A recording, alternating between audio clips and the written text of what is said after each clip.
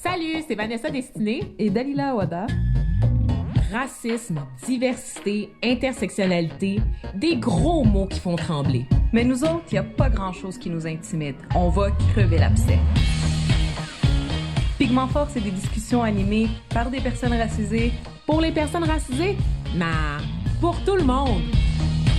Salut, ici Philippe Plamondon. Et Sébastien de Crèvecoeur. Immigration massive, racisme anti-blanc, grand remplacement, des gros mots qui font trembler. Mais nous autres, il n'y a pas grand-chose qui nous intimide. Ah non, on va crever l'abcès. Franchement blanc, c'est des discussions animées par des Ariens pour des Ariens. Non, pour tout le monde.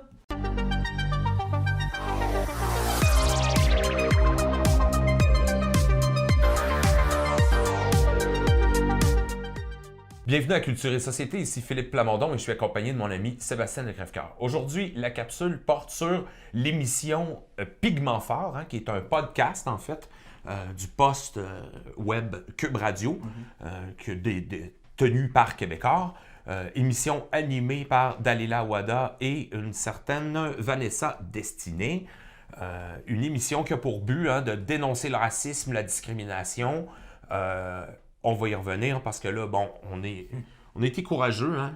Ah oui. Ah ouais, on s'est tapé des émissions de ça au complet.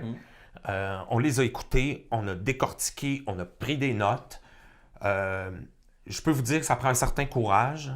Tout de suite en partant, on est confronté à un niveau de langage vraiment de bas étage. C'est difficile à comprendre. Le français est mauvais. Les anglicismes font en sorte que des fois, ça a l'air de l'avant-garde, poubelle, anglicisée. On a de la difficulté à comprendre les notions, les mots. Puis là, d'ailleurs, on va en avoir des pas pires pour vous autres, là, parce que LGBT a été un peu remplacé là, par Cutie BIPOC. On va y revenir. Ça, comme je vous dis, ça a l'air du mauvais rap. L'émission est vraiment... En fait, bon, c'est animé par deux filles très passives-agressives qui veulent passer toutes sortes de sujets, la laïcité, la communauté LGBT. Ils se disent ouvertement pour le franglais, pour la défense de tout ce qui est intersectionnel. On va l'expliquer, là. Une espèce d'horreur marxiste culturelle sans nom, mais vraiment décomplexée à la défense de ça. Là, on peut s'obstiner sur les termes. Moi, j'aurais tendance à dire que la posture épistémologique de l'émission, je ne suis pas sûr que les autres seraient capables d'aller jusque-là dans l'explication de ce qu'ils sont d'eux-mêmes. Elle est racialiste au sens où c'est l'idée d'être racisé ou d'être défini comme des personnes racisées qui est à la base de l'émission. C'est-à-dire que tout est vu dans le prisme de la racialisation des minorités sexuelles. Tout le monde est nommé, c'est très étrange, c'est très paradoxal parce qu'on prétend aussi vouloir sortir des stigmates, des catégories. En même temps, on les renforce, on en invente, on en rajoute. Puis évidemment, avec une espèce de mépris de l'Occident assez continuel, dégoût de la colonisation, mépris des Blancs. Moi, on l'a déjà parlé de ça. C'est du racisme anti-blanc, assez de base, là. Les mauvais Blancs, la colonisation, les Autochtones. Qui ne se dit pas comme tel, en fait. C'est-à-dire qu'évidemment, à aucun moment donné, il ne se présente officiellement en disant qu'il y aurait un quelconque racisme anti-blanc. Bien sûr que non, ils s'en défendent d'ailleurs. Oui, tout à fait. Oui, il s'agit en fait d'un prisme dominant-dominé, c'est-à-dire que toute l'émission est vue sous cet angle-là, les dominants étant la majorité blanche, canadienne, française.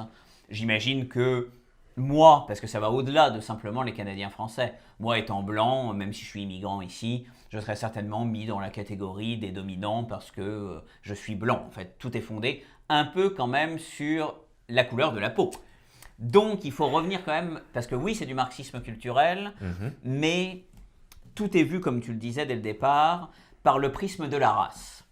Qu'elle le veuille ou non, qu'elle l'assume ou pas, qu'elle le pense vraiment ou pas, peu importe finalement, les faits sont ce qu'ils sont. C'est-à-dire que en fondant une émission qui en réalité se fonde exclusivement sur la définition par la couleur de la peau. Le parce que pigment, fort, ça le dit, là. C'est ça que Pigment ça veut dire. fort. Exactement. Même s'il nous dit que ça n'existe pas, les races, ça n'existe pas. Oui, mais... bon, de facto, Ouais, voilà. on se demande c'est basé sur quoi. Oui, exactement. Et Ouais. donc, de ce fait, obligatoirement, on ramène la question raciale, et même pire que ça. C'est-à-dire qu'on voit le politique par le prisme de la question raciale. Donc, évidemment, c'est un peu d'ailleurs l'objet de la parodie de l'émission notre qu'on vient de introduction, faire. oui, bien Oui, sûr. effectivement. Ouais. C'est un peu Mais la c'est le parodie. miroir inversé de ce qu'ils font. hein. Ben oui, exactement. Ben C'est-à-dire oui. qu'en fait, en réalité, s'il y a pigment fort, ben, en face du pigment fort, ça va être Franchement blanc. Concernant le mythe de la fragilité blanche, hein, c'est-à-dire que on serait accusé présentement, Sébastien et moi, de faire finalement une espèce de déploiement de fragilité blanche, c'est-à-dire que dès qu'il est question de racisme, les Blancs s'agitent, s'énervent, même ça va jusqu'à l'hostilité, hein, serait hostile. Puis d'ailleurs, hein, c'est Ils fréquent. se sentent agressés, alors Oui, ils exactement. ils essayent de se dédouaner, mais ils aiment pas ça en même temps. Exactement. Parce qu'on n'est Donc pas ils sont capable. fragiles. Oui, puis on n'assume pas le côté négatif d'être blanc. Puis là, bon, il faudrait tomber dans une espèce de haine de soi perpétuelle.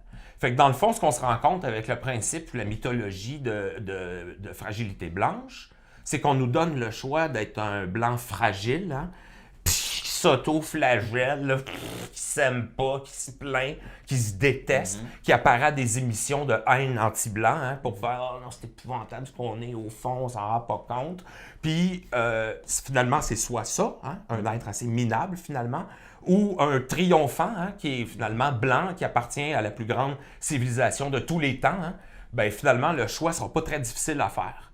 C'est-à-dire que c'est comme si, en ramenant le débat racialiste, hein, ou de la race, ou du racisé, peu importe comment est-ce qu'ils vont, de quel angle on le prend, ben, les gens ils vont faire un choix à un moment donné. Là. Ça ne sera certainement pas le leur, en tout cas. C'est-à-dire qu'il réactive effectivement la question raciale. Donc à partir du moment où on réactive la question raciale, on ne peut pas la réactiver d'un côté en disant aux Blancs « mais oui, mais vous, il ne faut pas que vous ayez de conscience raciale ». En fait, en réalité, en faisant ça, effectivement, tout ce qu'ils font, c'est créer en face un désir à nouveau de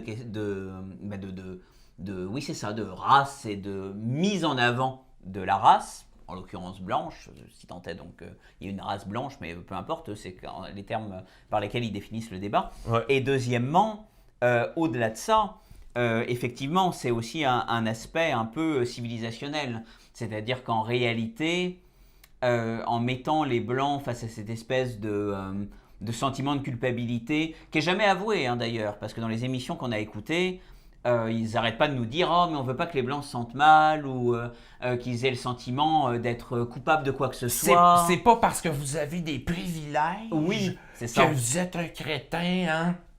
C'est toujours passif-agressif. Hein? Oui, c'est comme leur intro, ça. Si on n'est pas blanc, on peut écouter la mission, c'est pour tout le monde. Oui, fait que dans le fond, il y a comme toujours une espèce de... C'est épouvantable ce que la colonisation a fait. C'est incroyable ce que les Blancs, les catholiques ont fait aux Autochtones ici au Québec. C'est hallucinant. C'est hallucinant, mais c'est pas grave. Oui, puis d'ailleurs, on va retrouver cette dynamique. C'est simplement une prise de conscience. Oui, puis fondé sur quoi? Oui, on se le demande tout le long. Puis c'est un modus operandi qui est répété tout le temps dans leurs émissions. C'est-à-dire qu'on dit tout et son contraire. Oui, c'est pas parce que vous êtes blanc, vous êtes des cons, mais un peu. C'est pas parce que ça, que ça. Puis c'est toujours contredit. Puis c'est bizarre parce que les invités, finalement, sont aussi pires qu'elles, sinon pires. On peut d'ailleurs commencer par critiquer l'émission qu'on a écoutée attentivement. C'est comment parler de racisme à un blanc sans se fatiguer, hein, qui se veut là, une caricature ou un clin d'œil à l'œuvre de Dany Laferrière, hein, comment faire l'amour à un nègre sans se fatiguer. C'est Judith Lucier, l'invitée, personnage un peu obscur, qui parle souvent justement de trucs intersectionnels. Évidemment, encore là, on est confronté à un problème de langage, un problème de culture très important.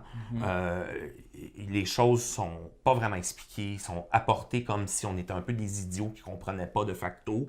Les choses ne sont pas expliquées, les arguments sont vraiment pas là. D'ailleurs, on a quelques extraits hein, pour vous. Je l'ai dit en introduction dans ta présentation que tu étais passé de quelqu'un qui était très Hostile. raciste. Oui.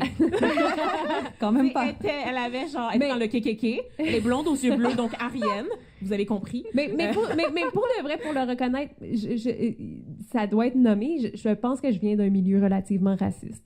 Moi, j'ai entendu des affaires dans mon enfance qui n'avaient pas lieu d'être, qui n'étaient pas correctes, puis j'ai grandi avec ces biais cognitifs-là. Puis j'avais pas les outils nécessaires pour les contrer à ce moment-là, mais vraiment j'ai grandi avec des préjugés. Évidemment, on tombera pas dans les attaques personnelles gratuites pour rien, mais c'est un petit peu difficile d'éviter le sujet. Judith Lucier, qui est l'invitée de l'émission sur le racisme, est un peu là comme l'amie blanche de service, hein, qui débarque chez du monde qui accuse les Blancs de tous les maux. Mais c'est pas grave, hein? Mais il faut quand même que tu acceptes le fait que les Blancs et la colonisation portent à peu près le mal entier des 500 dernières années sur ses épaules. Là où c'est vraiment dramatique avec Judith Lucier, c'est qu'elle explique que rien a fourni aucune information, c'est pas pédagogique, c'est pas scolaire, c'est pas scientifique, c'est vraiment la confusion perpétuelle. Elle dit tout et son contraire. J'ai des exemples, là, il faut assumer ses torts en tant que blanc, mais il faut quand même en revenir de ça. Aussi, il y a du racisme systémique, mais il n'y a pas du racisme systématique. Elle nous dit ça, puis dans la même phrase, non, il y en a du racisme systématique. Puis après, on va nous dire, il faut arrêter de parler, puis de faire, de toujours parler de race, puis de l'homme blanc hétérosexuel, il faut arrêter de dire ça, mais en même temps, on ne peut pas le dire. Mais je pense qu'on est rendu à une étape où on doit avoir les couleurs pour voir les oppressions puis voir la discrimination. Parce que pas voir les couleurs, c'est aussi pas voir les problématiques que subissent ces gens-là. Je dis de moins en moins homme blanc hétérosexuel parce que... Pourquoi? Ben, c'est comme si je disais que cette personne-là... Ben, non.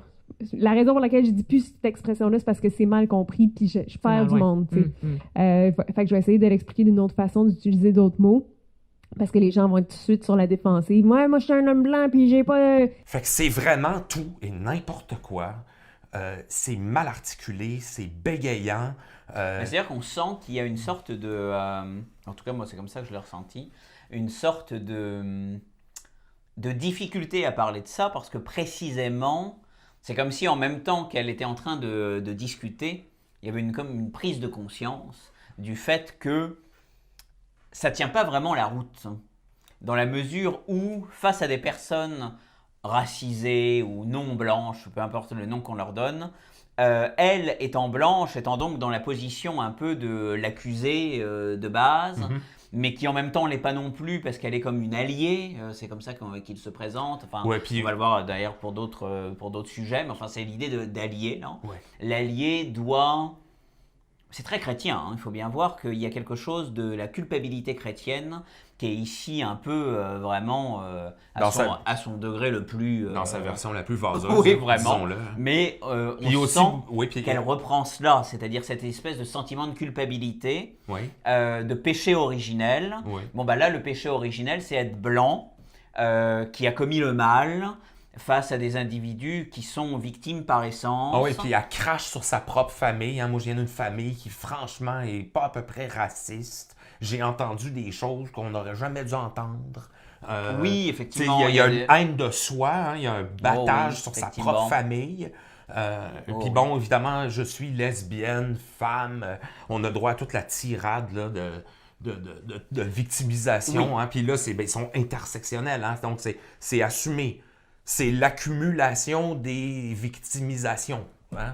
Mais c'est ça qui est intéressant. Femmes handicapées, homo, ça finit plus. Hein? Ce qui est intéressant, c'est qu'ils disent en permanence qu'il ne faut pas faire de hiérarchie des victimes, mais ils le font quand même un peu. Toutes les remissions, c'est comme ça. C'est qu'ils disent qu'il ne faut pas faire quelque chose, puis ils le font quand même. Enfin bon, sans vraiment l'assumer, mais enfin ils le font quand même. Parce que là, c'est ça. C'est-à-dire qu'il y a une hiérarchisation un peu insidieuse qui se met en place. Où effectivement Judith Lucier nous explique qu'étant elle-même une femme lesbienne, donc elle fait déjà partie de catégories qui sont opprimées, parce que c'est bien connu, les femmes au Québec sont opprimées. Oui. Lesbienne, Lesbienne, donc une catégorie opprimée aussi. Oui. Mais en même temps, elle est privilégiée. C'est ça. Ouais, C'est-à-dire qu'il y a l'idée du privilège qui revient, et elle est privilégiée seulement et uniquement parce que blanche. Donc elle est privilégiée seulement et uniquement pour sa couleur de peau.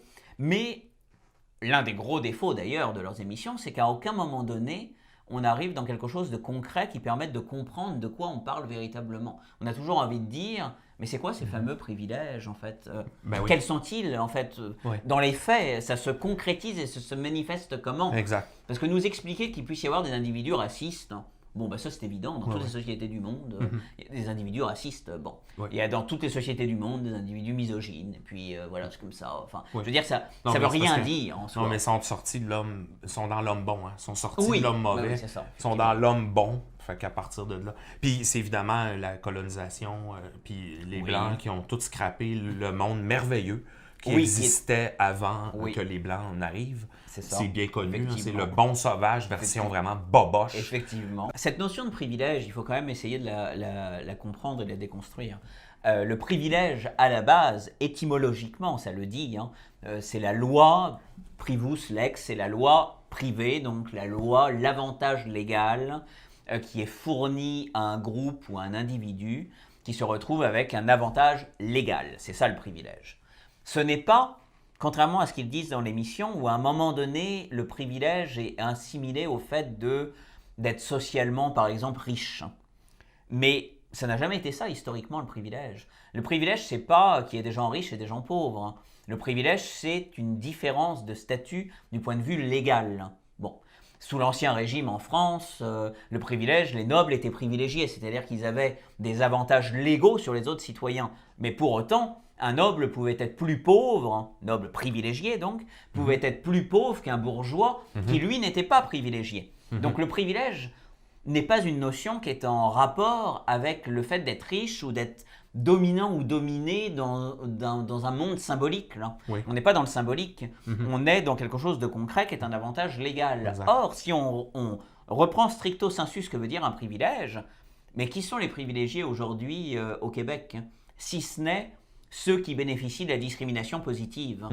En fait, bénéficier de la discrimination positive, c'est bénéficier d'un avantage légal qui a été institutionnalisé, où on dit vous, les minorités visibles, on parle de minorités visibles, ce qui est d'ailleurs un peu délirant, parce que je ne vois pas en quoi le fait d'être visuellement différent devrait vous donner un avantage, ou d'ailleurs non plus quelque chose de dépréciatif. Mais enfin, je veux dire, le critère paraît quand même un peu délirant. Mais les minorités visibles devraient bénéficier de priorité à l'emploi, il faut les favoriser.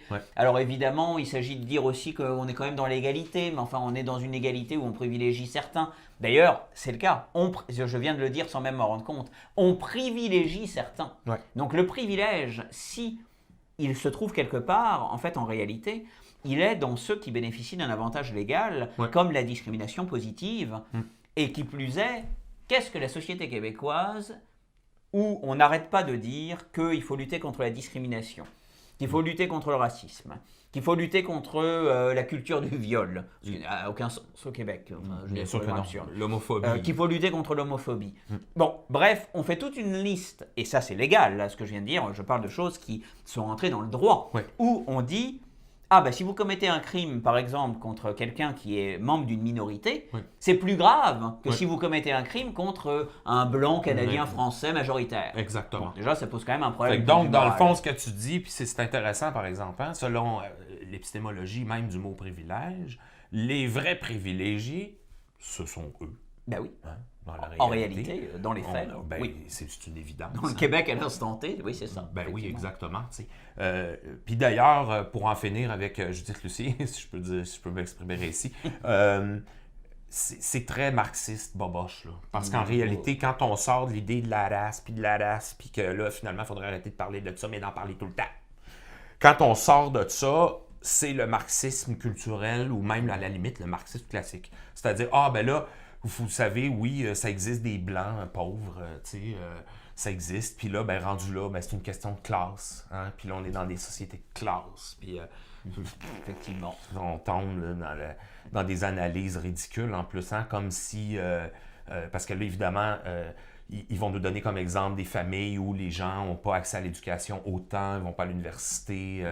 Ben oui, mais là, tout le monde sait qu'un plombier fait bien plus d'argent qu'un docteur en sociologie. Là, je suis désolé. Là. Ça, c'est le réel. Oui, effectivement. Fait cette espèce de mépris de classe qu'ils ont. Hein, puis, qui est fondé un peu sur rien. Oui, puis l'animatrice aussi, Madame Destinée, elle n'est pas pire là-dedans aussi. Ah, moi, je suis privilégié, même si je suis noire. Moi, en tant que femme noire qui a une tribune dans les médias, qui a fréquenté l'école privée, qui voyage, qui a accès, qui peut mettre de l'argent de côté pour éventuellement accéder à la propriété, je suis une privilégiée. Par rapport à mon groupe, à moi, de départ, j'ai des privilèges. Je suis plus privilégiée que la fille mère à Montréal-Nord qui n'a pas fini son secondaire 5, qui va travailler comme caissière toute sa vie puis qui va plafonner à 14$ de l'heure. En fait, ce qu'on s'est rendu compte, hein, Sébastien, c'est que peu importe l'invité, que ce soit Judith Lucier, hein, l'amie de Mathieu Bock-Côté. Tu sais, en ce moment, je me sens mal parce que, tu sais, je suis en train de faire cette capsule avec toi qui représente la droite et tout ce que je déteste le plus au monde. Les gens vont voir dans mon regard l'affection que j'ai pour toi. Ou que ce soit Félicia Tremblay, hein, la prochaine, une fille qui travaille, qui milite au Gay Pride ou à la Fierté Gay ou à Fierté Montréal. On est dans la tyrannie perpétuelle de l'émotion féminine. Oh mon Dieu, j'ai été choqué, je suis heurté, micro-agression, on vit des micro-agressions tout le temps, puis ça revient continuellement. Je vous le dis, le format est particulièrement abrasif et étourdissant. Tu finis l'émission, puis c'est comme si tu avais été là, une ruche d'abeilles dans le cerveau. C'est très abrasif au niveau du langage, je le répète, hein, c'est catastrophique au niveau du langage. D'habitude, on s'exprime à peu près comme on réfléchit. Fait que j'irai pas plus loin dans les attaques personnelles. L'invité de la prochaine émission qu'on a analysé, c'était le sigle LGBT, hein, Q+5, qui là est remis en question déjà, hein, parce qu'évidemment, on crée des nouveaux espaces hein, d'identité. Donc là, il y a une bispirituelle, OK? Une fille qui se réclame, qui se dit bispirituelle, en anglais, hein, parce que là, ils vont nous le dire qu'en anglais, c'est mieux. Là. Ils disent tout le temps ça, d'ailleurs, c'est très anglo-lâtre. Hein? Oh oui, c'est complètement débilisé par l'anglais. L'anglais est toujours plus intelligent, plus intéressant, ça flash, c'est mieux, c'est wesh, weg, j'ai plein d'expressions là, c'est vraiment de rue. C'est vraiment l'idéologie qui vient des États-Unis, en fait. Donc, en réalité, ouais, c'est ça, exactement. Comme une américanisation qui se fait de manière insidieuse. Oui, puis d'ailleurs, l'animatrice, Mademoiselle Destinée, la présente, elle dit « Je voudrais pas te fétichiser. Hein? » Elle commence en disant ça.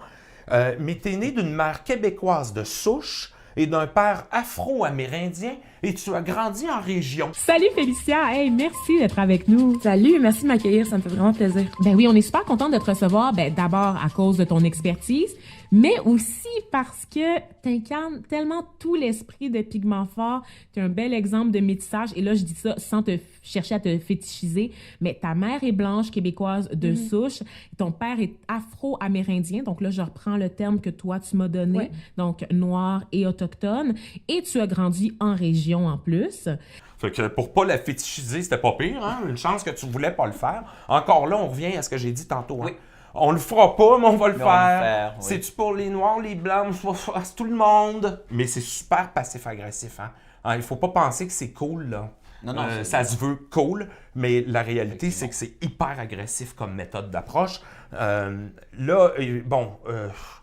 Je vais vous passer les détails de cette fille-là qui fait un peu pitié, selon moi. Je ne veux pas m'attarder là-dessus, mais l'idée, ce qui est intéressant de ça, c'est qu'elle appelle sa propre famille, sa famille blanche, puisque sa mère est québécoise et canadienne-française, puis son père est afro-amérindien, je ne sais pas trop ce que ça signifie, Cherokee, qu'elle dit. Ça, c'est le snobisme de la goutte de sang. Hein? Tu te réclames là, d'une nation autochtone X, pour nettoyer ton sang de tes ancêtres blancs. Hein? C'est une tactique. Hubert Aquin parlait de ça, le snobisme de la goutte de sang. Bon, fait qu'elle le dit, hein, j'ai Cherokee. L'idée, c'est qu'elle va faire une recherche d'elle-même, hein, parce que c'est intéressant symboliquement ce que je dis là. Les métissés au Québec là, qui se posent toutes sortes de questions. C'est la catastrophe ce qu'a dit la fille. Là. Fait pitié. Là. Je suis à la recherche de moi-même. J'ai été voir du côté afro, et là, j'ai jamais vécu avec des Amérindiens. Mais là, j'ai découvert le two-spirit, la bispiritualité. Et là, on lui demande, c'est quoi ça, Félicia, la bispiritualité? Elle nous répond, on peut l'écouter. Tu t'identifies à la bispiritualité. Pourrais-tu nous expliquer, on va commencer avec ça, ce que c'est, donc pour les auditeurs qui n'ont jamais entendu ce terme-là, ce que c'est la bispiritualité? La bispiritualité. Écoute, le terme anglo, c'est two-spirit. Moi, je préfère dire two-spirit en anglais parce que j'aime bien la représentation des deux esprits, masculin et féminin, si on peut dire, dans une même entité. Donc, c'est ça, la bispiritualité, c'est quelque chose de spirituel. Tu sais, c'est pas seulement je m'identifie à aimer le même sexe ou X ou Y, c'est vraiment une personne peut être bispirituelle et avoir la liberté de se retrouver dans le spectrum sans devoir choisir. Sans devoir choisir, tu sais. On comprend que on n'est pas dans des hautes voltiges intellectuelles. Hein? Elle n'est pas capable de dire c'est quoi. Elle ne sait pas c'est quoi. Moi, je vais vous le dire, c'est quoi. C'est un intellectuel américain qui s'appelle Will Roscoe, okay, qui est allé étudier une tribu en Amérique latine où il a découvert que dans cette tribu-là, un homme avait décidé de vivre en femme. Ce que ça veut dire dans une tribu, ça, c'est être décalé au rôle de femme. C'était un homme extrêmement féminin qui a été assigné par sa tribu à un rôle féminin. Du tissage, de la bouffe, le rôle des femmes. Là. Il était interdit totalement pour lui, pour elle, d'être guerrier, par exemple. Tu pouvais pas aller à la chasse avec les hommes, par exemple. Donc, c'est ce qu'ils ont, lui, a appelé, c'est un chercheur. Hein? Parce que là, on parle de sciences humaines. Hein? On n'est jamais dans sciences pures, on est en sciences humaines, en anthropologie. Will Roscoe est un anthropologue homosexuel américain militant qui essaie de nous faire croire que dans la plupart, parce que c'est ça qui arrive, hein? C'est que lui, il va dire cette tribu-là avait ça, une espèce d'homme-femme. Il a sorti ça début des années 90, OK? Là, dès le milieu des années 90, on s'est mis, surtout début 2000, à entendre parler de cette espèce de troisième genre où là, on va dire, il y en a 5, hein, puis elle va nous expliquer ça, il y en a 5, mais elle ne nous l'explique pas, elle ne nous le dit pas, parce que ça n'existe pas, ça, 5 genres. Je veux dire, voyons donc, voir le tribalisme, là, les tribus, là, ce que l'anthropologie de base, l'anthropologie 101, là, on ne fera pas des grandes thèses ici, là, l'anthropologie nous dit que la tribu, là, elle a besoin de faire des bébés pour avoir des guerriers pour se défendre. OK? Ça, c'est la base. C'est comme ça. Si quelqu'un veut obstiner ça, il faut qu'il défasse à peu près 1000 thèses de doctorat. Là, on va se faire dire des thèses de doctorat de blancs, hein, parce que c'est ça. Hein, leur racialisme sans culture fait en sorte qu'on oublie les bases. Là. C'est-à-dire que des tipis safe space où on pouvait choisir des genres dans des tribus amérindiennes, ça n'a jamais existé. On va mettre ça au clair, là. Je tenais à le dire.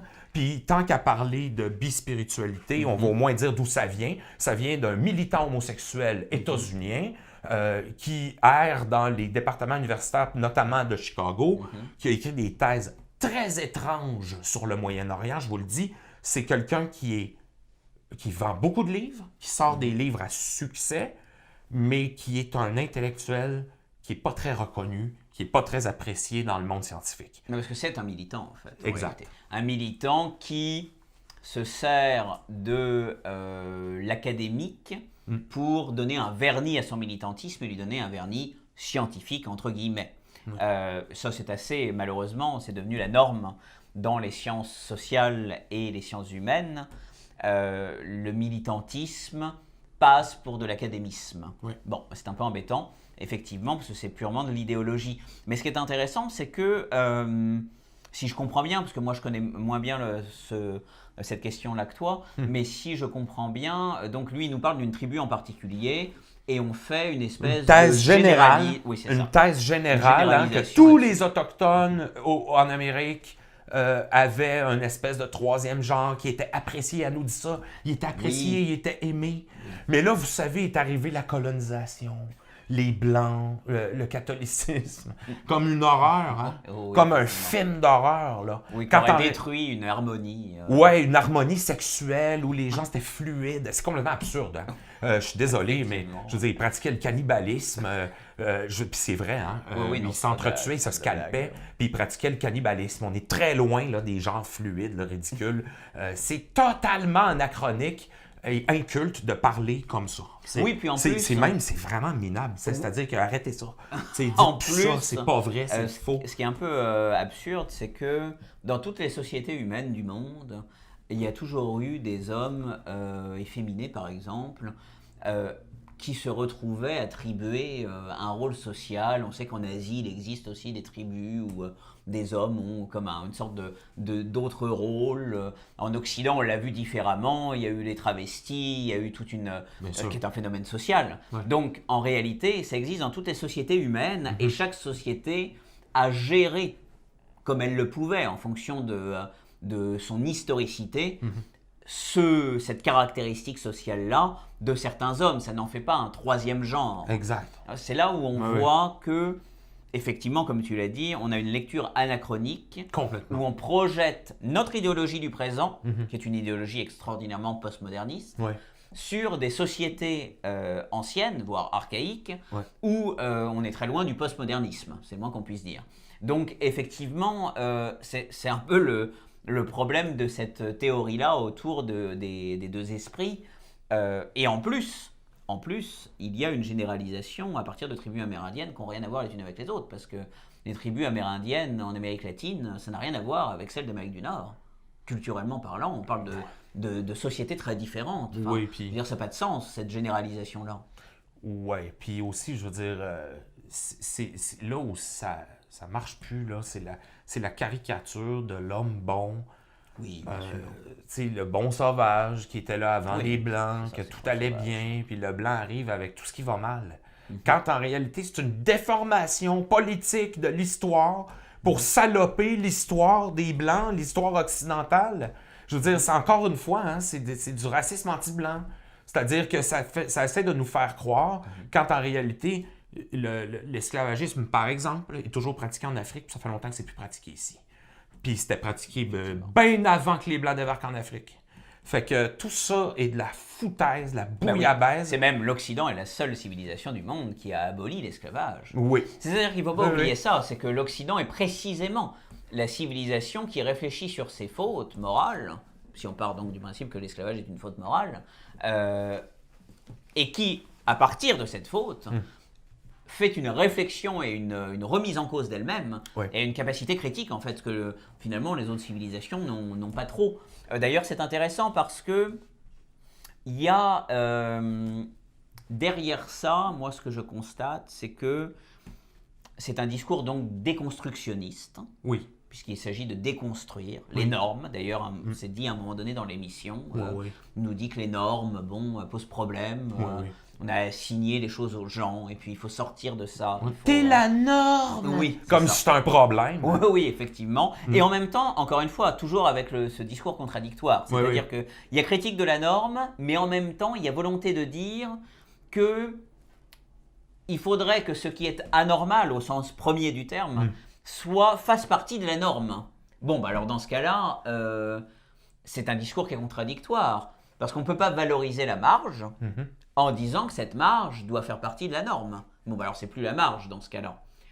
Et à un moment donné, la logique fait qu'on ne peut pas... C'est le principe de non-contradiction. On ne peut pas dire une chose et son exact contraire dans la même phrase. Et à un moment donné, il faut quand même être un peu cohérent. On peut quand même dire que dans cette émission-là, ils en font une spécialité. Oui, effectivement. De dire tout et son contraire, c'est caricatural. D'ailleurs, c'est effectivement intéressant parce que cette Félicia Tremblay, donc je pense, si je me... nous dit... L'invité bispirituel, juste pour recadrer. nous dit que, parce qu'il parle de la liberté d'expression, Bon. Ah oui. Et ils nous disent que la liberté d'expression, effectivement, doit être défendue. Bon. Oui. Mais on se rend vite compte que ça doit être défendu, mais enfin, il y a beaucoup de limites. Beaucoup de limites, hein. C'est-à-dire que ça doit être défendu, mais elle dit à un moment donné, j'ai retenu sa phrase, j'ai trouvé ça fascinant. Des pensées négatives. Hein? Je ne veux pas entendre tes idées négatives. Ah, c'est ça. Moi, je suis totalement pour la liberté d'expression, mais je suis surtout pour l'évolution de la conscience. Puis à un moment donné, on peut pas parler de liberté d'expression en 2019 sans avoir parlé d'un certain palier. Je pense qu'on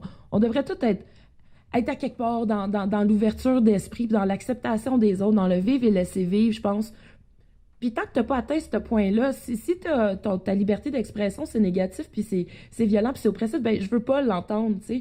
Parce que est-ce que c'est vraiment de la liberté d'expression ou c'est juste comme, c'est de l'intimidation? Mais qui définit la négativité et puis le début et la fin de cette négativité? Moi, je peux considérer que leur émission me donnait des idées négatives. Moi, je trouve ça très négatif, leur émission. Mais c'est épouvantablement négatif. Mais c'est pas à moi de décider si ça peut être dit ou pas, en fait. Non, non. À la rigueur, même à vrai dire, je dirais, moi j'ai aucun problème qu'elles fassent leur émission, puis il y a une émission en face pour leur répondre, ou en tout cas il faudrait qu'il y en ait une. Et donc, franchement blanc. Hein? Oui, d'ailleurs, c'est ça qu'on propose. Hein? On propose à Cube Radio, en réponse à cette émission horrifiante-là, c'est correct qu'elle existe, c'est vrai, tu as raison, mais il faut quand même qu'il y ait un ballon, qu'il y ait une réponse à ça. C'était ça qu'on voulait faire aussi en vous proposant Franchement blanc. Hein, l'émission, qui n'a pas peur d'affronter les sujets chauds. Question de politiser la chose un peu, parce que, premièrement, Dalila est de loin la mademoiselle ou la madame, je ne sais pas si elle est mariée, la plus articulée qui participe à cette émission-là. J'y lance pas de fleurs, hein, parce que ça vole pas haut, mais au moins, elle, on la comprend. Elle prononce ses mots, on les comprend quand elle le dit. Elle n'est pas dans des trucs en espèce de bilingue de je ne sais quoi. Là, par contre, elle nous dit, vous savez, le coming out des homosexuels, c'est très occidental, hein, ça. Elle dit, dans beaucoup de pays, ils font pas ça. Hein, c'est beaucoup plus fluide. Ouais. Ça a besoin d'être pas mal plus fluide si t'es pour te faire défenestrer par ta famille. Là. Oui, parce que la réalité, c'est quoi un coming out? Hein? C'est en effet très occidental parce que c'est libéral. Hein? C'est papa, maman, j'ai choisi de me sortir du noyau traditionnel de la famille pour déménager avec Roger, hein, dans le cas homosexuel, ou lesbienne, maman, papa, je déménage avec Chantal. Évidemment, ça ne fait pas des enfants forts, on l'a dit tantôt, hein, l'anthropologie nous le dit, la tribu, pour qu'elle survive, ça prend des familles relativement traditionnelles. C'est exactement ce qui applique au Proche-Orient, c'est-à-dire dans des sociétés non libérales où le choix, hein, moi je fais le choix de dire à ma famille, je me sépare de vous, je ne me reproduirai pas. Puis si je le fais, ça va être dans le ventre d'une hindoue à grands frais parce que j'ai beaucoup d'argent et je peux me le permettre. Fait qu'en réalité, quand elle nous dit « Ah, il y a bien des pays où le coming out, on le fait pas, c'est plus fluide, c'est compris autrement. » Ben non, c'est que dans le fond, elle est dévoilée. Elle milite pour son camp islamiste, hein, qui c'est la charia. Je veux dire, à la limite, tu peux être fluide tant que tu veux, mais tant que tu fais des bébés, que tu te maries, puis tu fais tes trucs, puis tout va bien aller. D'ailleurs, c'est là où elle montre qu'elle est dans une forme de contradiction. Elle n'est pas la seule, d'ailleurs. Ou de taquilla volontaire, c'est un des deux. Là, moi non plus, on ne sait pas, on l'ignore, on pose la question. C'est ça, mais en tout cas, au moins, c'est une contradiction. C'est-à-dire qu'effectivement, elle ne peut pas à la fois, ici, en Occident, revendiquer la société libérale fondée en partie sur le choix. Car c'est sa rhétorique aussi. C'est ça, exactement. La rhétorique autour de son voile où elle nous dit c'est mon choix, je l'ai choisi, je l'ai décidé, etc. Rhétorique libérale classique. Exact. Et en même temps nous expliquer que dans certaines sociétés, alors que donc elle valorise ce côté libéral, que dans certaines sociétés, on ne fait pas son coming out, mais ils ne font pas leur coming out, pas forcément parce qu'ils ont choisi de ne pas le faire, c'est parce qu'il vaut mieux qu'ils ne le fassent pas. Ça serait... Donc c'est un peu contraint, un choix contraint, quoi. Donc c'est assez intéressant de voir cette espèce de contradiction où le libéralisme c'est bien, mais pas trop pour ma culture. C'est bon pour les Blancs, mais quand il s'agit de nous, bof, c'est mieux qu'on reste tribaliste musulman. Dans le fond, c'était ça, hein? C'est clair et net, là. On n'invente rien, c'est assez clair. Comme on le disait tantôt, hein, ça reste quand même assez problématique qu'une émission sur Cube Radio fasse la promotion de telles idées, surtout, je vous dirais, si malmenées. si mal amené, c'est pas bien présenté. Sur le fond, c'est la catastrophe. Les arguments sont pas là. Beaucoup d'hésitation, beaucoup d'anglicisme. On comprend pas vraiment les structures de phrases. C'est pitoyable. En même temps, ça véhicule des idées qui sont totalement toxiques et antinationales. Ça, c'est une évidence. Puis ici, on considère que tout ce qui est opposition au nationalisme est un sérieux problème. Il faut que ça se règle. On s'en reparle pour une prochaine capsule.